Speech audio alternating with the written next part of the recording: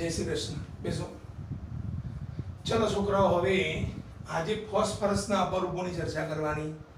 फॉस्फरसना अपरूपोनी चर्चा कर्या पहेला આપણે આગળ કેટલા સુધી પહોંચ્યા હતા? તો ડાયનાઇટ્રોજન વાયુ જોયો, એમોનિયા વાયુ જોયો, નાઇટ્રિક એસિડ જોયો, ચોથો નાઇટ્રોજનના ઓક્સાઇડે જોઈ લીધા। પેલો કોષ્ટક વાળો જે ભાગ હતો એકદમ સરળ ભાગ હતો। હવે એના પછી ફોસ્ફરસનો વિભાગ બાકી છે, જો કે આ નાઇટ્રોજન કરતા ઘણો નાનો છે, પણ ફોસ્ફરસના અપરૂપો જે છે એ થોડા સમજૂતીવાળા છે અને ખાસ અગત્યના પણ છે। એટલે ફોસ્ફરસના અપરૂપોમાં તમે ખાસ ધ્યાન આપજો। તો કે સાહેબ ફોસ્ફરસના અપરૂપો લખેલા છે, તો એવા કેટલા અપરૂપો છે? આપણે આગળ ડાયનાઇટ્રોજનમાં જોયું તો નાઇટ્રોજનના બે સમસ્થાનિકો છે। ધ્યાન આપજો, સમસ્થાનિકો જુદા, અપરૂપો જુદા છે। તો સમસ્થાનિકો નાઇટ્રોજનના કયા હતા? Nitrogen 14, nitrogen 15। હવે એ જ રીતે ફોસ્ફરસના એવા ત્રણ અપરૂપો જોવા મળે છે। તો આપણે અહીંયા હેડિંગ મારી દઈએ કે ભાઈ ફોસ્ફરસના મુખ્ય ત્રણ અપરૂપો છે। ફોસ્ફરસના મુખ્ય કેટલા જોવા મળે છે છોકરાઓ? ત્રણ અપરૂપો છે। એમાં પહેલું આપણે લખી દઈએ સફેદ, અથવા તો ઘણીવાર આ સફેદ ફોસ્ફરસ થોડો પીળાશ પડતો હોય છે, એટલે આનું બીજું નામ છે પીળો ફોસ્ફરસ। એક કયો છોકરાઓ? સફેદ અથવા તો પીળો ફોસ્ફરસ। બીજા નંબરનો એક ફોસ્ફરસ એ પણ એવો છે રાતો ફોસ્ફરસ।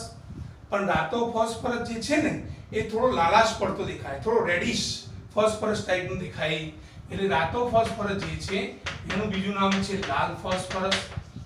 રાતા ફોસ્ફરસનું બીજું નામ કયું છે છોકરાઓ? લાલ ફોસ્ફરસ। અને ત્રીજા નંબરનો છે કાળો ફોસ્ફરસ। ત્રીજાનું આપણે હેડિંગ લખી દઈએ કે ભાઈ ત્રીજો જે જોવા મળે છે એ છે કાળો ફોસ્ફરસ। રેડી? પરીક્ષામાં એમસીક્યુમાં પૂછાય અથવા તો 1 કે 2 ગુણમાં પૂછાય કે ફોસ્ફરસના મુખ્ય ત્રણ અપરૂપો કયા છે જણાવો। તો આપણને યાદ હોવા જોઈએ સફેદ અથવા પીળો ફોસ્ફરસ, રાતો અથવા લાલ ફોસ્ફરસ અને કાળો ફોસ્ફરસ જે છે એ જોવા મળે। આ બાબત ખાસ ધ્યાન રાખજો। તો આપણે અહીંયા શું કરીએ કે આનો ભાગ જે છે એને થોડો અલગ કરી દઈએ। ચલો હવે આમાંથી 1 બાય 1 એક એક ફોસ્ફરસ જે છે એની ડિટેલ્સમાં થોડી ડિટેલમાં ચર્ચા કરીએ કે જેમાં એની માહિતી, એની બનાવટ કઈ રીતે થાય, એનું બંધારણ કેવું છે એની ચર્ચા કરીએ। તો પહેલા નંબરનો આપણે લખી દઈએ, ફરીથી પાછું એની હેડિંગ મારી દઈએ સફેદ અથવા તો પીળો ફોસ્ફરસ।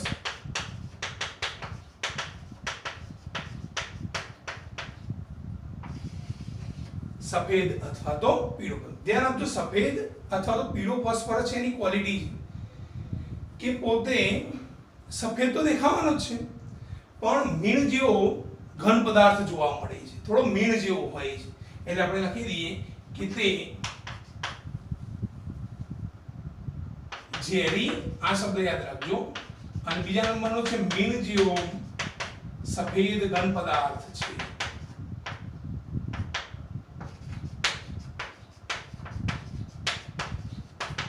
કેવો છે છોકરાઓ? પોતે ઝેરી છે, પોઈઝનસ છે અને મીણ જેવો સફેદ ઘન પદાર્થ જોવા મળે।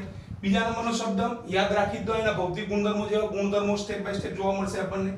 બીજા નંબરમાં છે તે પાણીમાં અદ્રાવ્ય। પાણીમાં કેવો છે? અદ્રાવ્ય। બીજું એક સંયોજન છે જેનું નામ છે કાર્બન ડાયસલ્ફાઇડ। બીજા સંયોજનનું નામ કયું છે છોકરાઓ? કાર્બન ડાયસલ્ફાઇડ, જેનું અણુસૂત્ર છે CS2।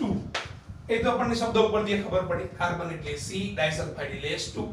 આ કાર્બન ડાયસલ્ફાઇડમાં એ દ્રવ્ય જોવા મળે, એનો મતલબ કે પાણીમાં ઓગળતો નથી, CS2 માં ઓગળી જાય છે। અને ત્રીજા નંબરનો જે ખાસ ગુણધર્મ છે યાદ રાખજો, અંધારામાં ચળકે છે। અંધારામાં કેવો છે છોકરાઓ? તો સફેદ ફોસ્ફરસ જે છે એ ચળકતો જોવા મળે, અંધારામાં ચળકે છે। એક ઝેરી વાળો જે શબ્દ છે એ પણ યાદ રાખો, ભાઈ પોઈઝનસ છે, ઝેરી અને મીણ જેવો સફેદ ઘન પદાર્થ જોવા મળે છે। રેડી? તો ઝેરી અને મીણ જેવો સફેદ ઘન પદાર્થ, પાણીમાં અદ્રાવ્ય, CS2 માં દ્રાવ્ય અને અંધારામાં કેવો છે? ચળકતો પદાર્થ જોવા મળે। હવે એની બનાવટ કઈ રીતે થાય એ યાદ રાખવાની। તો એની બનાવટનો મુદ્દો આપણે જોઈ લઈએ કે તેની નિષ્ક્રિય વાતાવરણમાં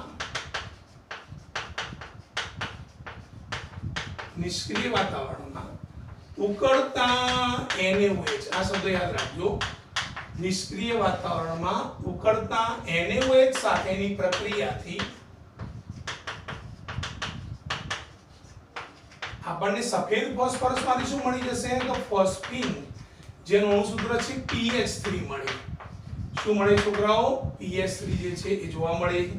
હવે એટલું ધ્યાન રાખવાનું છે કે સફેદ ફોસ્ફરસનું અણુસૂત્ર આપણે આગળ પણ આવી ચર્ચા કરી હતી.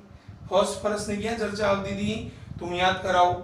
નાઇટ્રિક એસિડના રાસાયણિક ગુણધર્મોમાં આપણે જે મંદ HNO3 ને સાંદ્ર HNO3 ની ચર્ચા કરી હતી ને, એમાં એના બીજા નંબરનો ભાગ હતો અધાતુ વાળામાં. તો અધાતુમાં શું હતું? સલ્ફર. તો S8 લખતા હતા અને ફોસ્ફરસ કઈ રીતે લખતા હતા? સરસ, P4 સ્વરૂપે. તો આપણે સફેદ ફોસ્ફરસનું અણુસૂત્ર પણ કયું લખશું? તો P4 અને નીચે લખી દઈએ P4 જે છે ને એ સફેદ ફોસ્ફરસ છે. P4 જે છે છોકરાઓ કયો છે? સફેદ ફોસ્ફરસ. એની ઉકળતા NaOH ના દ્રાવણ સાથે પ્રક્રિયા છે. તો આપણે અહીંયા લખી દઈએ પ્લસ NaOH અને દ્રાવણ છે એટલે વત્તા શું આવી જશે? H2. આ ધ્યાન રાખવાનું. ચલો એમાંથી જે બને છે તો લખી દઈએ. કયો બનવાનું છે? ફોસ્ફીન બનશે. અને ફોસ્ફીન સાથે વધારાનું એક અણુસૂત્ર બને છે NaH2PO2. કે સાહેબ આ નવું આવ્યું. pH3 નું તો નામ ખબર પડી ગઈ ફોસ્ફીન, પણ NaH2PO2 નું નામ શું છે તો એ પણ યાદ રાખજો. MCQ માં પૂછાઈ શકે. સોડિયમ હાઇપોફોસ્ફાઇટ. કયું નામ છે છોકરાઓ? સોડિયમ હાઇપોફોસ્ફાઇટ. શબ્દ યાદ રાખજો. P4 નું સૂત્ર સફેદ ફોસ્ફરસ, pH3 એટલે ફોસ્ફીન તો ઉપર જ લખેલું છે. NaH2PO2 નું નામ કયું છે? સોડિયમ હાઇપોફોસ્ફાઇટ. ફોસ્ફાઇડ નહીં, ફોસ્ફાઇટ. ઓકે, ચલો હવે અણુસૂત્ર સમીકરણ સંતુલિત કરીએ. સમીકરણ સંતુલન કરવા માટે NaOH ને આપણે 3 વડે ગુણી દઈએ. તો ચોપડી હોય કે મટીરીયલ એમાં આને અંડરલાઈન કરી રાખો. તો Na કેટલા થઈ ગયા? 3 થઈ ગયા. તો અહીંયા Na આપેલા છે, આને 3 વડે ગુણી દો. રેડી? હવે ફોસ્ફરસ 4 થવા જોઈએ. તો અહીંયા P આપેલો છે 3 વખત ને આ 4 થઈ ગયા. ચલો હાઇડ્રોજન કેટલા છે? અહીંયા 3 હાઇડ્રોજન છે. આ બાજુ હાઇડ્રોજન કેટલા છે? જુઓ 3 દુ 6, 6 ને 3 9 થાય છે. કેટલા હાઇડ્રોજન થાય છે? 9. હવે પેલી બાજુ સેટ કરો. ચલો તો કે એક કામ કરો સાહેબ, આ 3 હાઇડ્રોજન થઈ ગયા, આને તમે 3 વડે ગુણી દો તો 3 દુ 6, 6 ને 3 9 હાઇડ્રોજન થઈ જાય. તો આ જે ભાગ છે એ ખાસ અગત્યનું છે. હવે આ જે શબ્દ છે, ચલો 1 બાય 1 રિપીટ કરી દઈએ. ઝેરી, મીણ જેવો સફેદ ઘન પદાર્થ, પાણીમાં અદ્રાવ્ય, CH2 માં દ્રાવ્ય, અંધારામાં ચળકે. એના ગુણધર્મો થઈ ગયા. દેખાવ કેવો, રંગ કેવો અને ઝેરી છે કે નહીં એ પણ જોઈ લીધું. ચલો સફેદ ફોસ્ફરસમાંથી શું મેળવી શકાય? તો નિષ્ક્રિય વાતાવરણમાં ઉકળતા NaOH સાથેની પ્રક્રિયાથી ફોસ્ફીન મળે. P4 + 3 NaOH + 3H2O gives pH3 + 3 NaH2PO. Okay, ચલો એક વધારાનું જે કારણ પૂછાય છે હું લખું છું. કારણ કઈ રીતે પૂછાય છે હેડિંગ હું પાછળથી કહું છું. પહેલા આપણે આખું કારણ લખી દઈએ. તો આપણે અહીંયા લખીએ કારણ કે સફેદ ફોસ્ફરસનું સૂત્ર હવે ફિક્સ થઈ ગયું P4. તો આપણે અહીં લખીએ કે P4 ના અણુમાં બંધ કોણ 60 ડિગ્રી છે. P4 ના અણુમાં બંધ કોણ કેટલો છે? 60 ડિગ્રી. આ જે સોડિયમ હાઇપોફોસ્ફાઇટ નું અણુસૂત્ર છે આપણે ઉપરના ભાગે લખી દઈએ, તમને ખ્યાલ આવી જાય.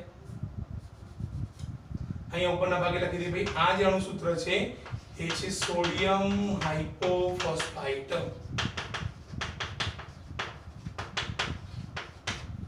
રેડી? NaH2PO2 નું. તો P4 અણુમાં બંધ કોણ 60 છે. તેથી અણુમાં તણાવ ઉત્પન્ન થાય છે.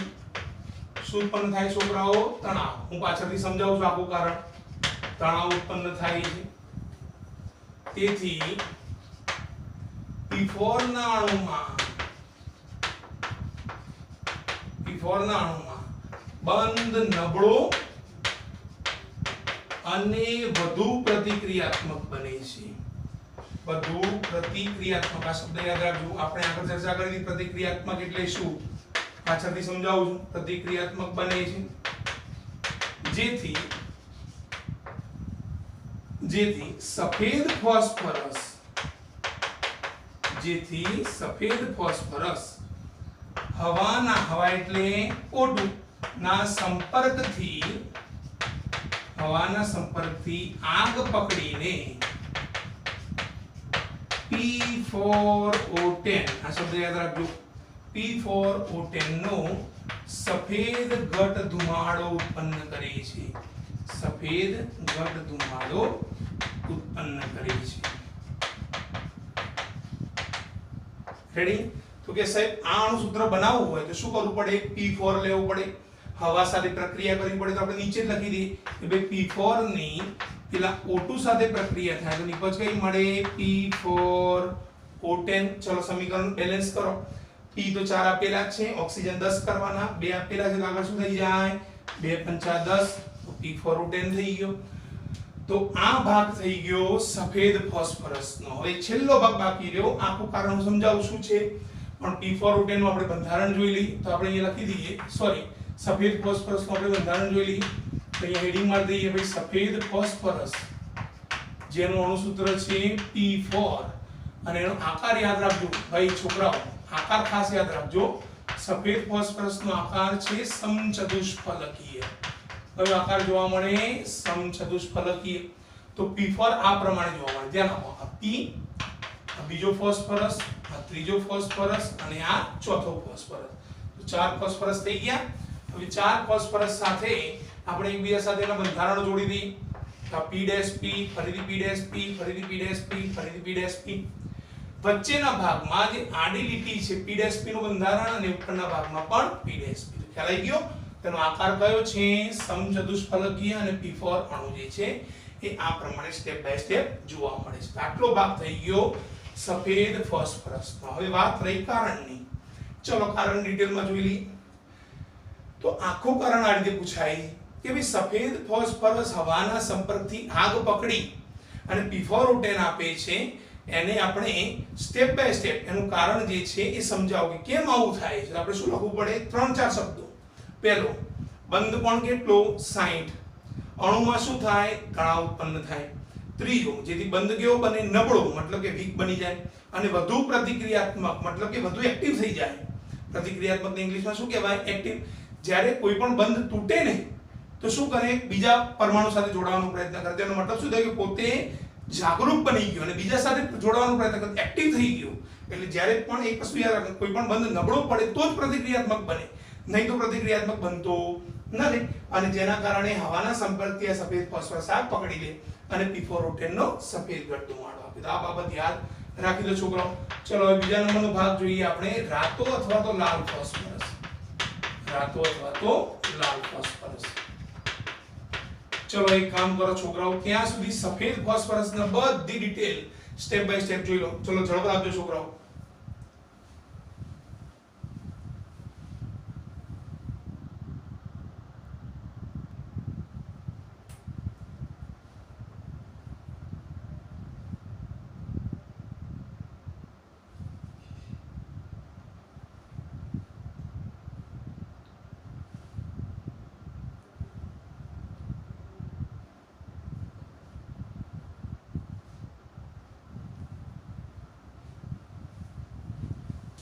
ચલો છોકરાઓ રેડી? સફેદ ફોસ્ફરસ ડિટેલ જોઈ લીધી. પાછળથી આપણે ફરીથી એકવાર મુલાકાત લઈ લઈશું. એના પછી બીજા નંબરનો મુદ્દો જોઈએ. સફેદ ફોસ્ફરસનો બીજો એક ભાઈ રાતો અથવા તો લાલ ફોસ્ફરસ. તો ધ્યાન આપજો, સફેદ ફોસ્ફરસમાંથી જ રાતો ફોસ્ફરસ બને છે. હવે કઈ રીતે બને છે તો આપણે અહીંયા લખી દઈએ. ધ્યાન આપો, સફેદ ફોસ્ફરસની અથવા તો સફેદ ફોસ્ફરસને નિષ્ક્રિય વાતાવરણ, આ શબ્દ યાદ રાખજો, નિષ્ક્રિય વાતાવરણમાં 573 કેલ્વિન, કેટલો શબ્દ છે છોકરાઓ? 573 કેલ્વિન તાપમાને ગરમ કરતા,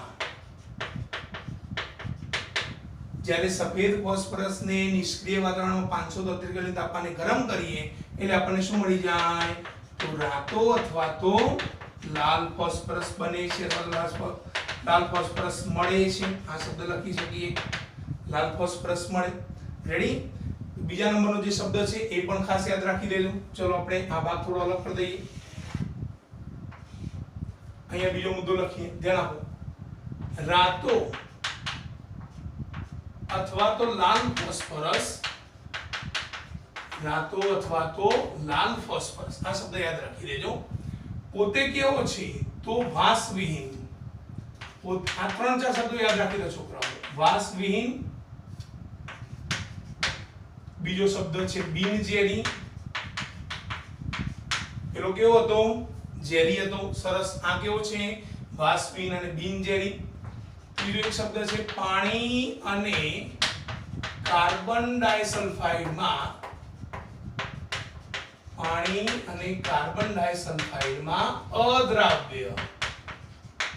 પાણી અને કાર્બન ડાયસલ્ફાઇડમાં કેવો છે છોકરાઓ? અદ્રાવ્ય છે. પેલો કેવો હતો? પાણીમાં અદ્રાવ્ય, કાર્બન ડાયસલ્ફાઇડમાં દ્રાવ્ય હતો. આ બંનેમાં અદ્રાવ્ય છે. અને પેલો અંધારામાં ચળકતો હતો, આ અંધારામાં ચળકતો નથી. તો આપણે લખી દઈએ અંધારામાં ચળકતો નથી. અંધારામાં ચળકતો નથી. રેડી?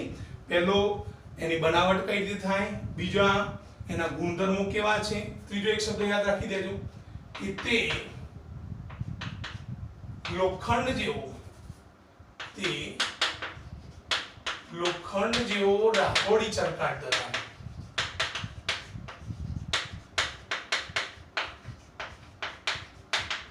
રેડી? લોખંડ જેવો કેવો છે? રાખોડી ચળકાટ. લોખંડનો જે રંગ છે એ થોડો રાખોડી ચળકાટ ધરાવતો. જ્યારે પ્યોર લોખંડનો એ વખતે તો લાલ ફોસ્ફરસ પણ લોખંડ જેવો રાખોડી ચળકાટ ધરાવે. ધ્યાન આપો. પેલું પોઈઝનસ છે. આર્યો કેવો છે? પોઈઝનસ નથી. એનો મતલબ એ થયો કે પેલા કરતા આ જે છે એ ઓછો એક્ટિવ હશે. તો આપણી ભાષામાં લખી તો કેવો કહેવાય? એક્ટિવ ને સરસ પ્રતિક્રિયાત્મક. તો આપણે શું લખી શકીએ કે ભાઈ સફેદ ફોસ્ફરસની સરખામણીમાં રાતો ફોસ્ફરસ કેવો છે? ઓછો પ્રતિક્રિયાત્મક. ચલો લખો. કયો શબ્દ થશે? તો સફેદ ફોસ્ફરસની સરખામણીમાં રાતો ફોસ્ફરસ અથવા તો લાલ ફોસ્ફરસ બંને શબ્દ લખી શકાય. રાતો ફોસ્ફરસ ઓછો પ્રતિક્રિયાત્મક છે. કેવો છે છોકરાઓ? ઓછો પ્રતિક્રિયાત્મક. મતલબ કે ઓછો એક્ટિવ છે, ઓછો પ્રતિક્રિયાત્મક છે. અને છેલ્લો મુદ્દો રાતો ફોસ્ફરસનો, ધ્યાન આપો. બનાવટ, એના ગુણધર્મો, એ પોતે કેવો દેખાય છે, કેવો ચળકાટ ધરાવે, અને સફેદની સરખામણીમાં કેવો પ્રતિક્રિયાત્મકતા કેવી ધરાવે છે, એક એ શબ્દ. અને છેલ્લો યાદ રાખી દો કે રાતા ફોસ્ફરસના P4 અણુઓ, કારણ કે પેલો P4 છે તો આ કયો થઈ જાય? P4 જ થાય.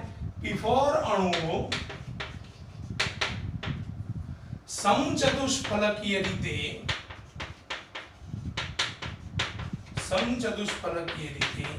એકબીજા સાથે જોડાઈ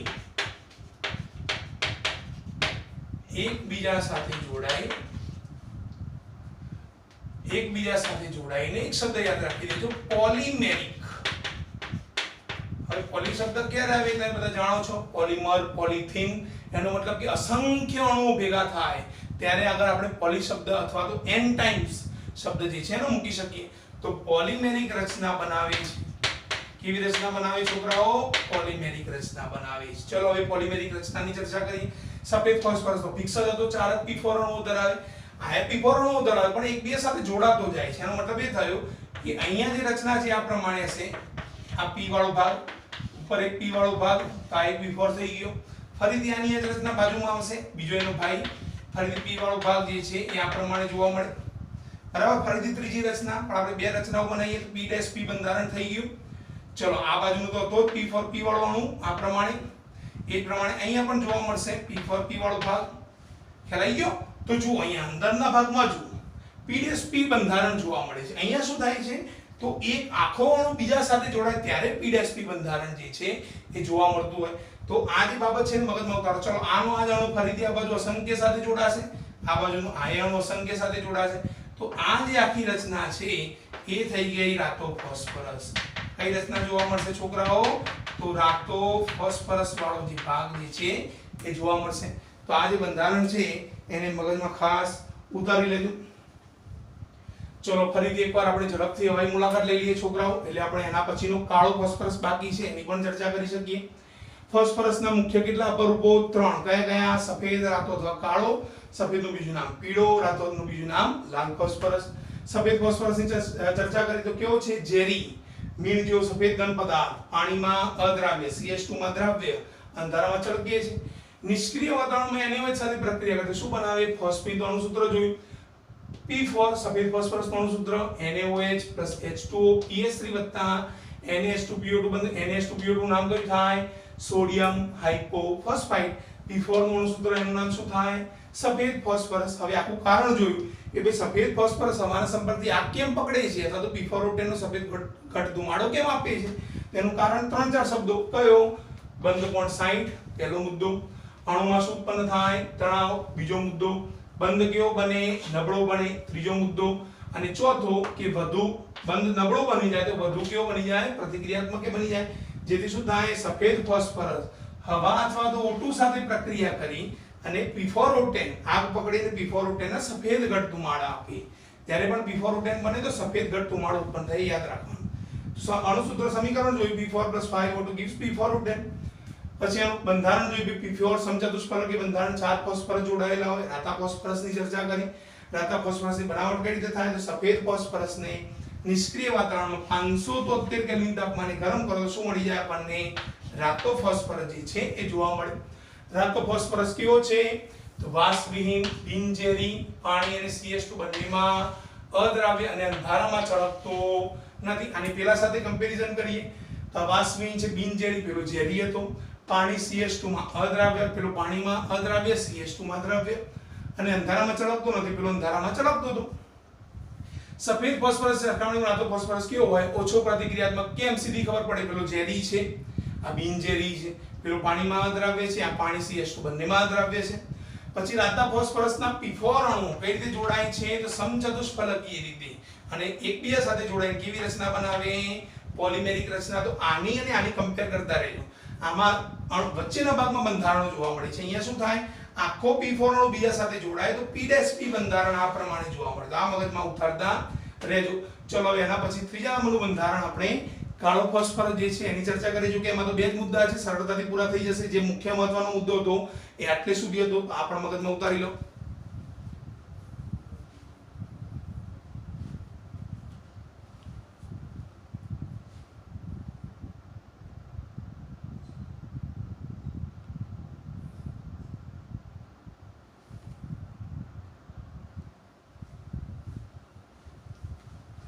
चलो दोस्तों सफेद फॉस्फरस જોઈ લીધો રાતો ફોસ્ફરસ જોઈ લીધો હવે આવ્યો કાળો ફોસ્ફરસ તો કાળા ફોસ્ફરસમાં અમુક શબ્દો યાદ રાખી દેજો છોકરાઓ આપણે અહીંયા લખી દઈએ છીએ હવે ત્રીજા નંબરનો જે મુદ્દો છે એ કાળો ફોસ્ફરસ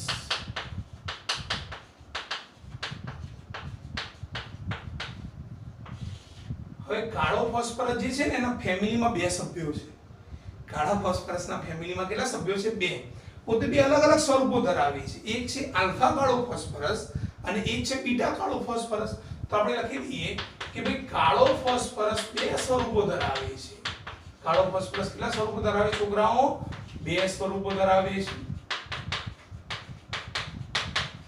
એમાં પહેલા ફેમિલી મેમ્બરનું નામ છે આલ્ફા કાળો ફોસ્ફરસ કયું છે આલ્ફા કાળો ફોસ્ફરસ અને બીજા નંબરના ફેમિલી મેમ્બરનું નામ છે બીટા કાળો ફોસ્ફરસ એક છે આલ્ફા કાળો ફોસ્ફરસ અને બીજો છે બીટા કાળો ફોસ્ફરસ તેમાંથી પહેલા નંબરના ફોસ્ફરસની ચર્ચા કરી તો આપણે અહીંયા લખી દઈએ કે ભાઈ હવે પહેલા નંબરનો જે મુદ્દો છે ખાસ થોડું મગજમાં ઉતારજો હવે બધા આલ્ફા કાળો ફોસ્ફરસ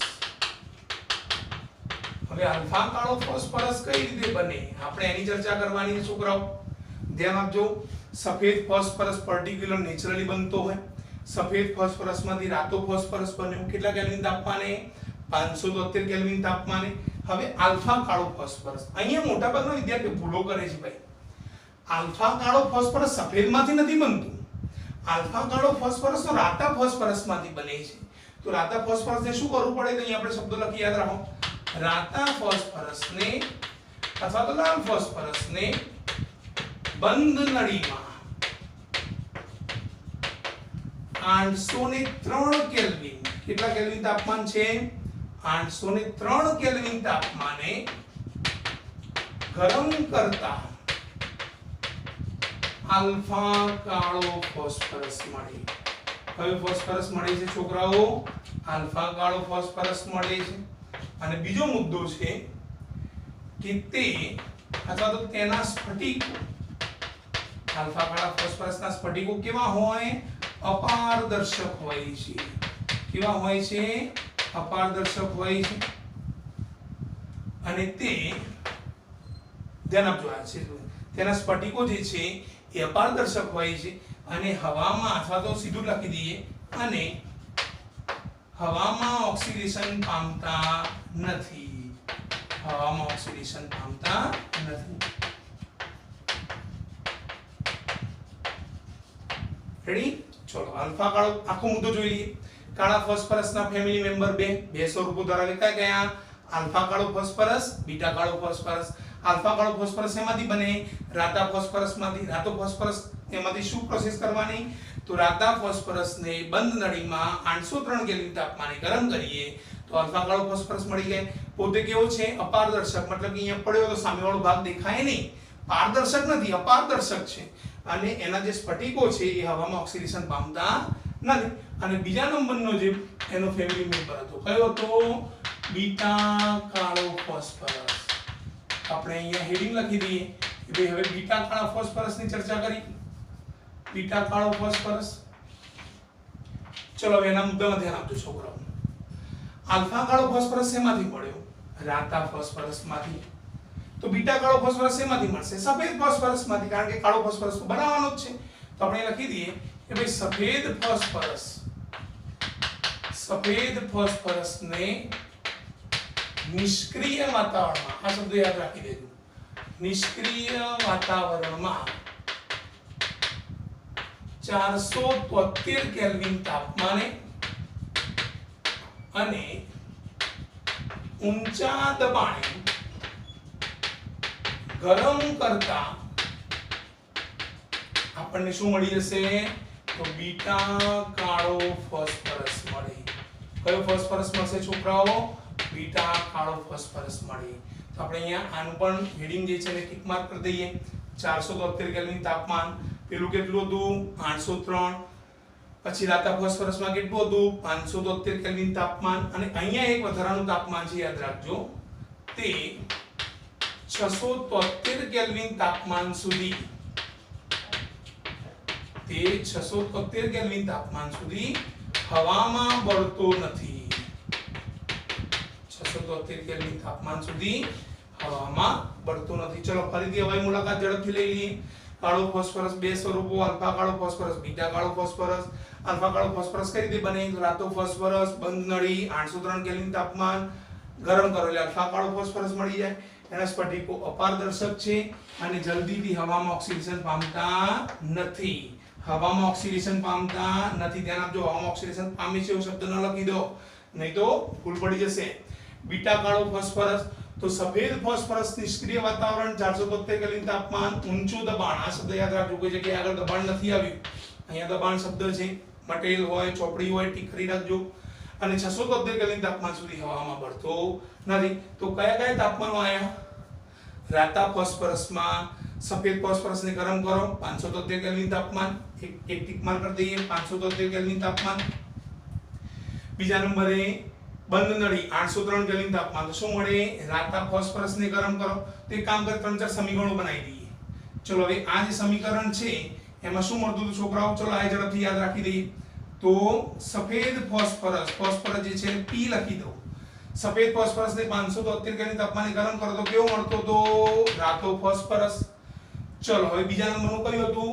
તો રાતા ફોસ્ફરસને 803 કેલ્વિન તાપમાને ગરમ કરીએ તો એ લખી દઈએ રાતો ફોસ્ફરસ. કેટલા કેલ્વિન તાપમાન? 803. શું મળે આપણને? આલ્ફા કાળો ફોસ્ફરસ. રેડી? અને સફેદ ફોસ્ફરસને કેટલા કેલ્વિન તાપમાને તમે ગરમ કરતા હતા? યાદ રાખો કેટલું છે? 473 કેલ્વિન તાપમાન. તો સફેદ ફોસ્ફરસમાંથી શું મળી જાય? બીટા કાળો ફોસ્ફરસ. આ ત્રણ એમસીક્યુ માં પૂછાય, વિકલ્પોમાં પૂછાય, બે ગુણમાં પૂછાય. તો આ ત્રણ જે શબ્દો છે એને યાદ રાખવાનો પ્રયત્ન કરો છોકરાઓ, અને જેથી આપણો મુદ્દો જે છે એ ઝડપથી ક્લિયર થઈ શકે. તો આ થઈ ગયા ફોસ્ફરસના અપરૂપો. એકદમ સરળ મુદ્દો છે, મગજમાં 4-5 મુદ્દાઓ યાદ રાખવાના છે એટલે આખો ફોસ્ફરસનો મુદ્દો જે છે એ સરળતાથી ક્લિયર થઈ જાય. ચલો હવે ફરીથી નવા વિડીયોમાં નવા ટોપિક સાથે ફરીથી તમારી સાથે મુલાકાત કરવાનો આપણને મોકો મળશે. ત્યાં સુધી દોસ્તો જય શ્રી કૃષ્ણ મારા, અને ફોસ્ફરસના અપરૂપો જે છે ને વ્યવસ્થિત રીતે અને સચોટ રીતે તૈયારી કરતા રહેજો.